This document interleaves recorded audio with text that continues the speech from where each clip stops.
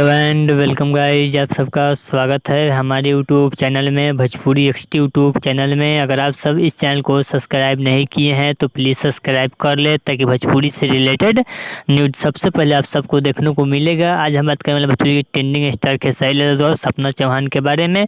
क्या उनके दोनों में विवाद हो चुका है, इसी के बारे में इस वीडियो में बात करेंगे। वीडियो को पूरा वॉच कीजिएगा। ट्रेंडिंग स्टार का फैन है, चैनल सब्सक्राइब कीजिएगा। बात करें ट्रेंडिंग स्टार खेसारी लाल और सपना चौहान। ट्रेंडिंग स्टार खेसारी लाल और सपना चौहान के साथ एक सॉन्ग आया था, जिस सॉन्ग का नाम था गोरी तोहर गलिया। इस सॉन्ग को रिलीज किया गया था कल है सुबह 6:15। बात करते हैं इस सॉन्ग को रिस्पॉन्स, तो सॉन्ग पर रिस्पॉन्स काफ़ी अच्छा मिल रहा था। हाल ही में सपना चौहान और ट्रेंडिंग स्टार में विवाद हो चुका है। जिस ट्रेंडिंग स्टार खेसारी लाल को सपना चौहान ने इंस्टाग्राम पर फॉलो कर दिया है।